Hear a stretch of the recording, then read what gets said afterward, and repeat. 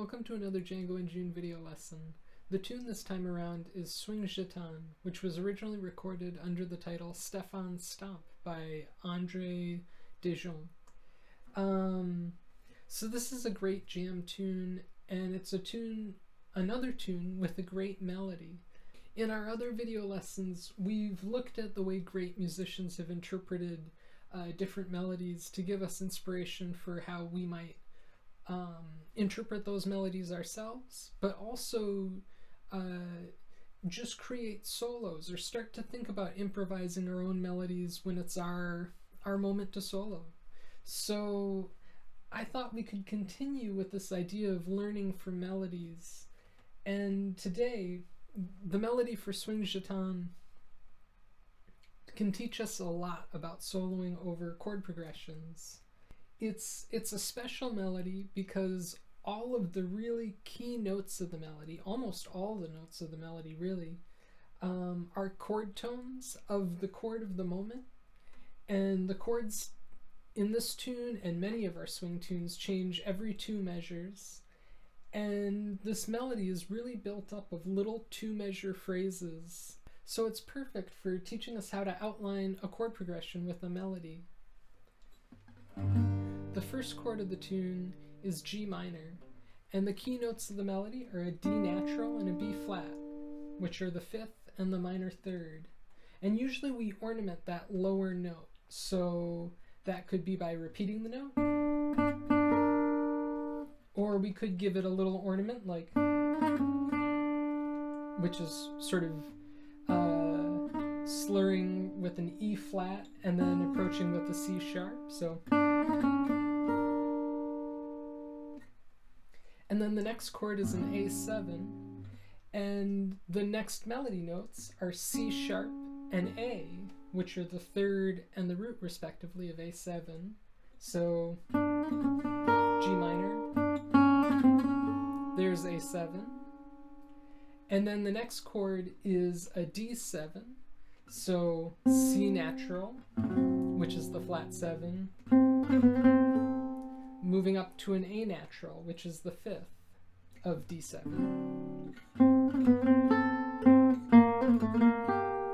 And then we have a B flat and a G, which outline our G minor.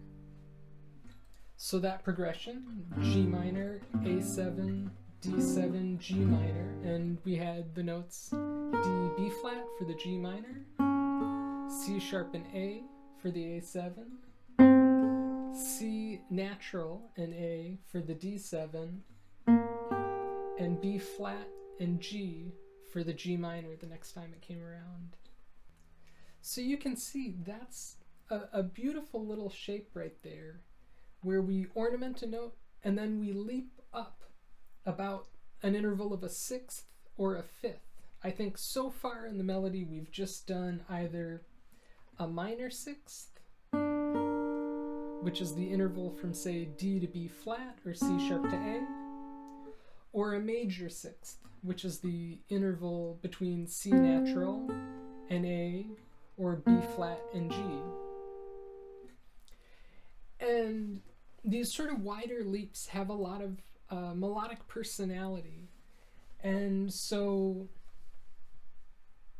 we could take that little motif and we could put it in other tunes. So we've looked at Exactly Like You, and the chord progression to Exactly Like You again. At least the A sections are C major to D7 to G7 to C major. And we could use that same idea starting on the 5th, so that'd be G natural moving up to E.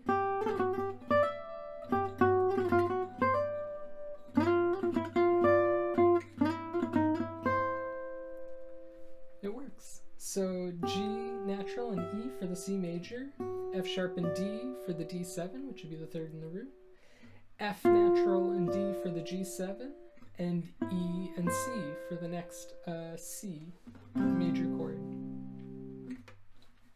We could also do this a different way on All of Me, starting with the same notes. So that progression starts C major, going to E7, followed by A7, going to D minor. And we could play a game where we keep the E note the same for a good long time. So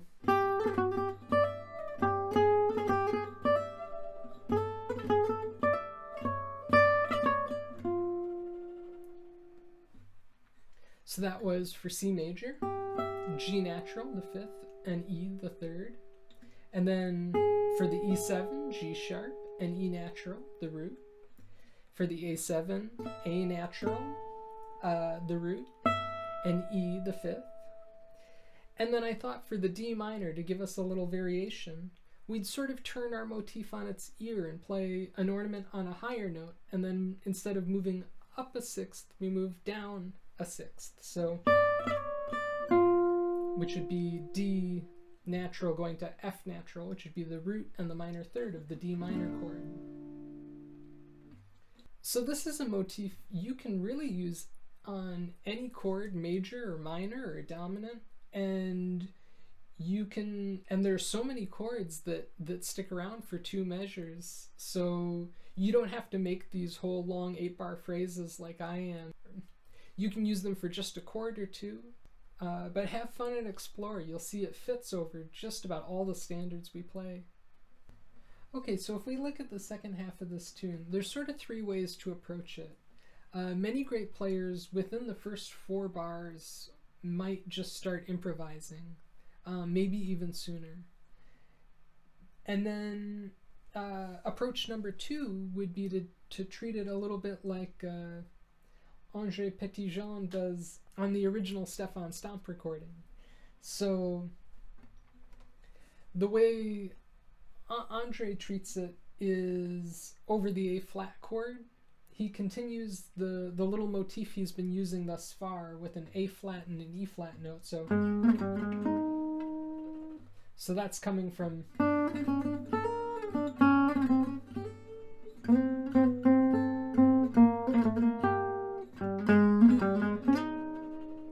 and then his answer to that is a nice little, very simple phrase where he takes a first inversion G minor chord and approaches each note in that melody from a half step below. So that's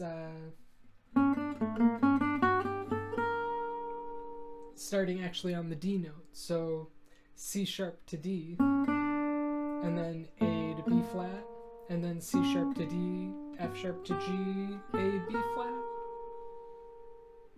And he actually ends that tune, I believe, the same way, only moving farther down the arpeggio. So approaching B flat.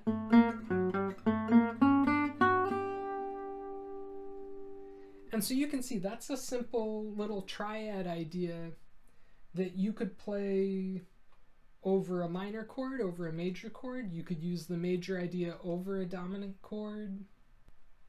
That's a simple idea, and I think you know how to use that. And then the third approach would be to play a simple sort of modern reading of the melody. And this is something I think I learned from actually a lead sheet from the early days of Django in June. And so this sort of reading of the melody would be like...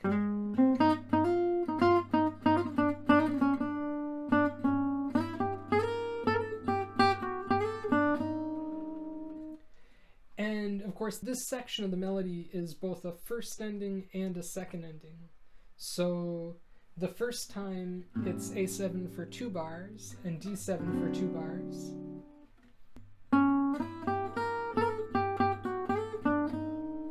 Is the melodic phrase that goes with that first ending, with the long 2-bar A7 and the 2-bar D7. And then the next time that comes around, the A7's only around for a measure and the D7's only around for a measure, and we have a different phrase. So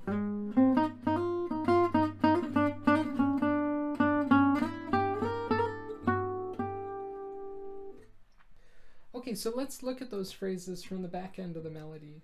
So we had the A flat, which over the A flat, it's A flat C, E flat F, which is an A flat major 6 arpeggio. So we could use that over just about any major chord we see in any of the tunes we play. And then in Swing Gitan, it resolves to the fifth of G minor. But we could use that in other spots, like the first two chords on Exactly Like You. If we transpose up to C, so C, E, G, A, and that note a half step below the G, the F sharp, that works because the next chord's D7, and there's the third. D7's, the F sharp is the third. And if we continue, that A7 to D7 progression happens in so many tunes, that little chordal pattern. So I Can't Give You Anything But Love has 2 bars of A7 and 2 bars of D7 in its first ending. So once again, we could use that same phrase. Even though it's a minor phrase in Swing Gitan, even though we're in G minor and it's a very minor flavor idea, we can take that same thing without changing a note and put it in a G major tune like I Can't Give You Anything But Love, and it mixes things up nicely. So we could also use that on the back end of the bridge of I've Found a New Baby, which has 2 bars of G7 and then a C7, which usually sneaks in a little A7 at the end, and we'll talk about that in a second. But we could take that phrase and just modulate it down a whole step, or transpose it a whole step.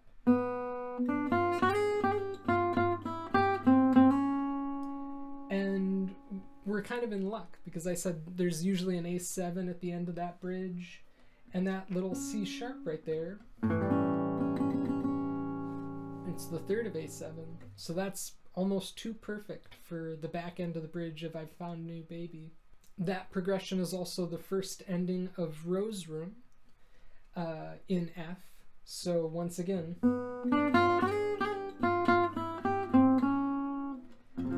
and that resolves to F major ultimately. And the first 2 bars of Rose Room are a G7 followed by a C7. So we could use that Swing Gitan second ending phrase, that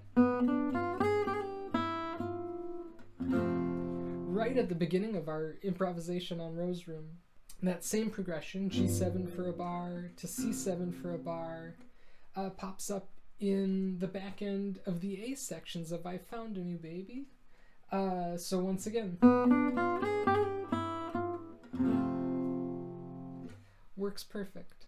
Cool, so you can see that dominant progression happens just in so many more tunes. So hopefully this gives you lots of new firepower for soloing over different chord changes and progressions. These are all fun, simple ideas that aren't too hard to play, that fit very simply within the structure of any given chord. So you can get a lot of use out of them, and they're hummable and they're fun. So hopefully you enjoy working with them, and if you have any questions or you want to show me other places these phrases fit, just give me a shout at jack@jacksorif.com. And thanks so much for watching, and happy practicing.